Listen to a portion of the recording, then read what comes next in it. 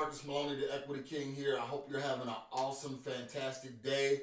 I hope you're getting some deals done. If not getting deals done, working on some deals, working on some things. The main thing you have to remember that it is a process. So each day you have to progress within the process in order to get that first deal done or to get that next deal done. I know it may seem a little difficult now in this season. A lot of markets are a lot more aggressive. A lot of markets are hot. Sellers are aware that, hey, I don't have to dump my property, at 50, 60 cents on the dollar. I can hold out or I can just throw it up on the market. That is true. We all have to be aware of the changing times in the real estate market throughout the nation. So even as far as, Detroit, Chicago, Cleveland, some of the more distressed markets are now seeing a slight revitalization, and more investors are going into those markets to try and find deals because other markets such as Miami or California or Texas, Arizona, are really, really hot. So they have to be able to navigate the waters and go to different areas. So I want to bring you a message of encouragement. Just want to let you know, hey, here are some of, the 6 reasons why wholesalers don't get the deal. This is the reason so you can evaluate, what am I possibly doing wrong? What little tweaks I need to do, when I'm talking to my sellers to see if I can secure that deal. And some of the things are just completely out of your control. Do not beat yourself down. You will get a deal done. Just remain consistent. And remember, there is a process. I have something up on my vision board, and it shows the process of a seed. It's actually a corn seed all the way up to maturity, and it shows how the corn seed has to be put deep down in the dirt for it to come alive. So in the beginning stages, you're deep under the dirt. You have all of these things on top of you, but you're steady working, trying to, get to the surface. And then once you get to the surface, then you see you're awakening, but you're just a small little leaf, and you see all of these other tall stalks all around you, and you can become discouraged by that. So just keep your head up, keep pushing, keep going, keep continuing to do the things that you've been doing, and add a little bit more, and believe me, you will see some fruit. So let's go over some of the 6 common reasons why wholesalers don't get the deal. That way you can evaluate things. All right, so number 1, perception, bad motives. This happened to me. I was just on the phone with the seller, speaking to her, and she thought I was a bad person. In the beginning, people see investors as kind of slimy, grimy, greedy, and everything like that. It's just during that time, I was just having a bad day. I was trying to get through my phone calls, and and I wasn't speaking individually to each person. I was just going through the random script, and she kind of stopped me in my tracks, and she felt that my motives was bad.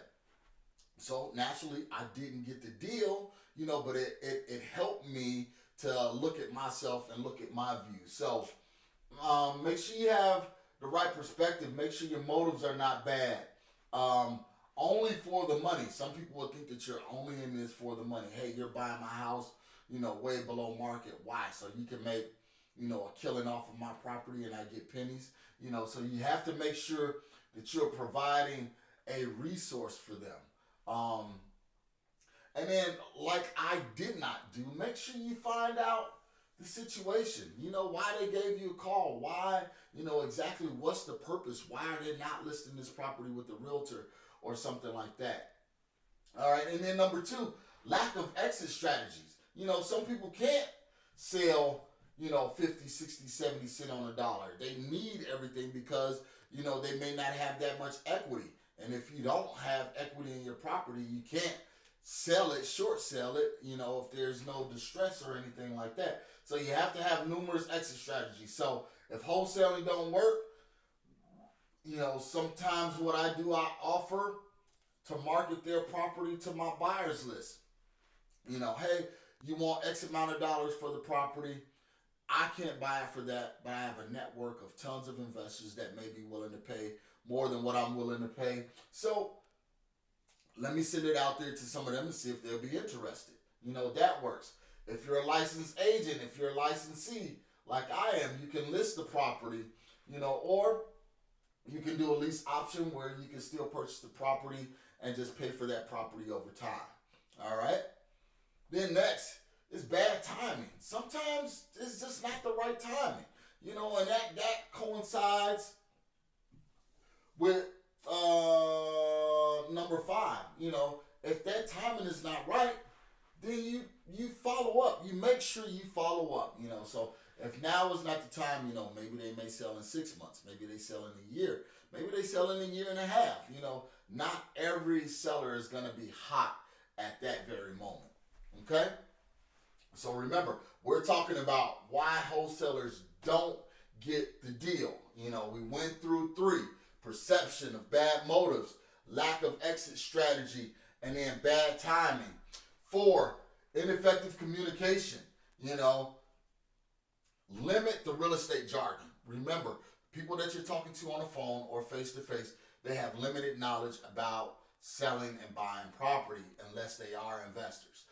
So normally, throughout a lifetime, a person only buys 2 to 3 primary residences. So they're not familiar with COE. They're not familiar with ARV. They're not familiar with, an open listing or something like that. So I did a video before on all the acronyms. So just make sure you limit that. Speak to them on their level and their terms. That way they have a clear understanding. So make it plain. Make it as plain as possible, okay? And then lay out the process. Hey, you know what? We're going to come take a look at your house. Next, if we like the house, we'll make you an offer. We'll go sit down. We'll go over the contract with you. Once the contract is signed, earnest money and the contract will be sent to escrow. Escrow will be opened up, so on and so forth, closing, everything like that. So you lay it out for them so they can see the process all the way through. Most people are visual, so they want to see. They want to have that mind's eye of what it is to sell this property. And then again, like I said, one of the main reasons is failure to follow up. If this person is not hot, in the beginning when there was bad timing, you have to continue to follow up. You have to continue to check in with them. One thing that I've noticed, and I go back at the end of the year and I look at all of the deals or the people that I didn't talk to and see if they sold those properties. And sometimes some of the properties sold that I talked to the person on the phone and I thought, hey, you know what, I'm going to give them 3 or 4 months, and they ended up selling the property within that 3 or 4 month time frame. So it's always good to follow up once a month, and you can have a follow-up sequence. You don't have to get on the phone with them. You can have it where automatic text go out, email go out, telephone blast, something like that. That way they're consistently touching and checking in with you, and you're checking in with them. And then something that's completely out of your control, sometimes they may just have a better offer on the table. Don't cry over spilled milk. If you don't get the deal, chalk it up. Learn from any mistakes that you've made, move on to the next deal. Do not beat yourself down, because a lot of fix and flippers are doing direct mail. They are doing online marketing, offline marketing, and they don't need the $10,000 markup, that you're going to give them, or $20,000 wholesale fee that you're going to mark the price up. They can go directly to the sellers themselves and say, hey, I'll buy the property. I'll be the end buyer. I'll close with cash, and I can do it in 7 days and get the deal done. Where you may offer $150, they can offer $160 because they don't have to pay a wholesale fee. So keep that in mind. These are the 6 common reasons. There are other reasons why wholesalers don't get the deal. Remember, do not beat yourself up. Progress forward. Keep going. It's Marcus Maloney, the Equity King here, signing off. If you need more information, go to equityrealestateblog.com. That's equityrealestateblog.com. Plenty of free resources there, contracts, assignment agreements, memorandums, lead interview sheets, all for free. So go there. Again, it's Marcus Maloney, Equity King.